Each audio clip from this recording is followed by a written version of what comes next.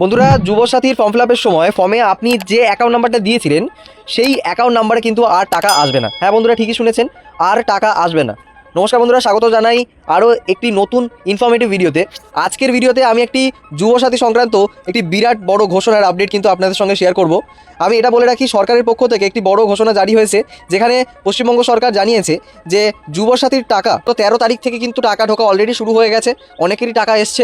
সুতরাং এবারে কিন্তু ডিবিটির মাধ্যমে আপনার ব্যাঙ্ক অ্যাকাউন্টে টাকা ঢুকবে। এবার প্রশ্ন হলো যে ডিবিটি আপনার অ্যাকাউন্টের সঙ্গে লিঙ্ক আছে কি না সেটা কিভাবে জানবেন, এবং সেই অ্যাকাউন্টে কিন্তু বারবার আপনাকে স্ট্যাটাস যদি আপনি চেক করেন তাহলে কিন্তু আপনার টাকাটা ঢোকাটা আপনি বুঝতে পারবেন। এবার সেটা কিভাবে আপনারা চেক করবেন যে ডিবিটিতে আপনার কোন ব্যাঙ্ক অ্যাকাউন্ট লিঙ্ক আছে, আদৌ সেই অ্যাকাউন্টটা অ্যাক্টিভ আছে নাকি ডিঅ্যাক্টিভেট হয়ে গেছে কোনটা, সেটা কিন্তু আপনাদেরকে প্রথমে জানতে হবে। তো বন্ধুরা, আমি প্রথমে আপনাদেরকে বলে দিচ্ছি কীভাবে আপনারা ওটা জানবেন। তো বন্ধুরা, সরাসরি আপনাদেরকে গুগলে চলে আসতে হবে, এসে সার্চ করতে হবে bank seeding status. Bank seeding status search করার পরে প্রথম যে ওয়েবসাইটটা আমরা দেখতে পাচ্ছি, ব্যাঙ্ক সিডিং স্ট্যাটাস মাই আধার ইউডিআই, ঠিক আছে, এটাতে আমরা ক্লিক করব। পোর্টালে আসার পর ঠিক এরকম একটা ইন্টারফেস দেখতে পাবেন। একটু যখন স্ক্রোল ডাউন করবেন তখন আপনারা দেখতে পাবেন এখানটায় একটা অপশান, সেটা হলো দেখুন একটু নিচের দিকে যখনই আপনারা আসবেন সেখানটা কিন্তু দেখতে পাবেন আপনার যেটা আমি বললাম যে আপনার ব্যাংকের সঙ্গে ডিবিটি লিঙ্ক আছে কিনা সেটা চেক করার জন্য আপনাকে দেখুন এখানে রাইট সাইডে দেখা আছে ব্যাঙ্ক সিডিং স্ট্যাটাস, এটাতে ক্লিক করবেন।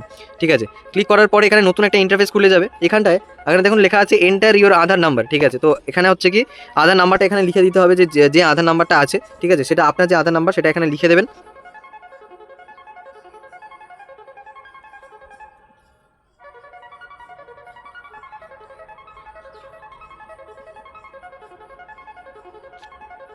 তারপর হচ্ছে কি এখানে ক্যাপচাটা ফিল আপ করে দেবেন, যে ক্যাপচা এখানে যেটা আছে সেটা ফিল আপ করে দেবেন।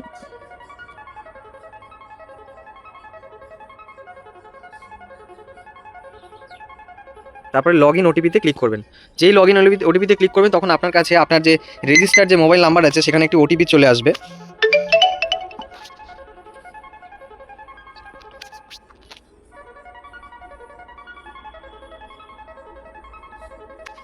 এখানে হচ্ছে কি আপনারা সেই ওটিপিটা বসিয়ে দেবেন।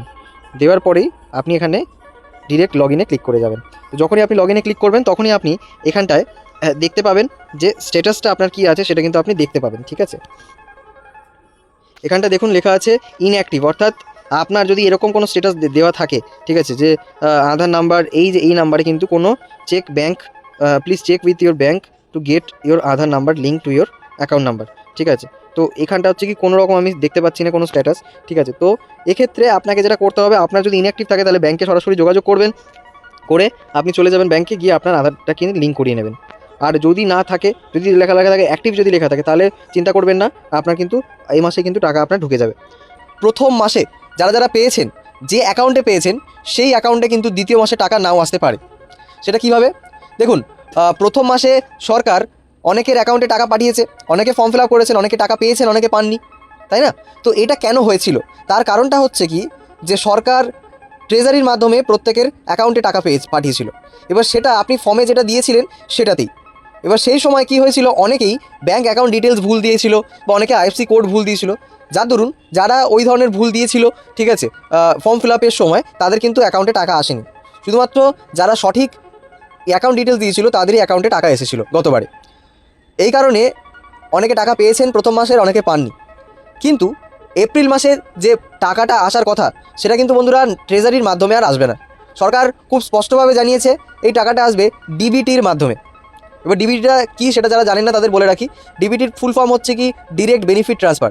যে কোনো ধরনের সরকারি স্কিমের ক্ষেত্রে সরকার এই ডিবিটির মাধ্যমে কিন্তু মানি ট্রান্সফার করে থাকে তাদের সকল অ্যাকাউন্টে। এবারে ডিবিটিটা কী ব্যাপারটা বলি, যে আপনার আধার কার্ডের সঙ্গে যে ব্যাঙ্ক অ্যাকাউন্টটা, আপনার যে কোনো একটি ব্যাঙ্ক অ্যাকাউন্ট আপনার আধার কার্ডের সঙ্গে লিঙ্ক রয়েছে, সেই ব্যাঙ্ক অ্যাকাউন্টে কিন্তু সরাসরি টাকা ঢুকবে। এপ্রিল মাসেই কিন্তু প্রত্যেকের টাকা ঢুকবে, যারা প্রথম মাসে টাকা পাননি, ঠিক আছে, যারা দ্বিতীয় মাসে টাকা পাননি তাদের এই মাসেই ঢুকবে, এবং যারা প্রথম মাসে টাকা পেয়েছেন কিন্তু দ্বিতীয় মাসে এখনও পর্যন্ত পাননি তাদেরও কিন্তু টাকা ঢুকবে। তো বন্ধুরা, এই ছিল আজকের ভিডিওর সম্পূর্ণ তথ্য। আশা করি আপনাদের ভিডিওটি ভালো লেগেছে। যদি ভালো লাগে তাহলে অবশ্যই লাইক করে দেবেন, আর অবশ্যই কিন্তু আপনার টাকা কিন্তু পেয়ে যাবেন, কারণ বিগত কয়েকটি সভাতে আমাদের মুখ্যমন্ত্রী মমতা বন্দ্যোপাধ্যায় এই টাকা সংক্রান্ত অনেক রকমের কমেন্ট করেছেন। উনি বলেছেন যে যারা টাকা পাননি তারাও পেয়ে যাবেন এই মাসে, যারা প্রথম মাসে পেয়েছিলেন এই মাসে পাননি তারাও কিন্তু এই মাসে পেয়ে যাবেন। সুতরাং আমাদের প্রসেসের উপর ভরসা করতে হবে, আমরা কিন্তু সঠিক সময় টাকা পেয়ে যেতে পারি।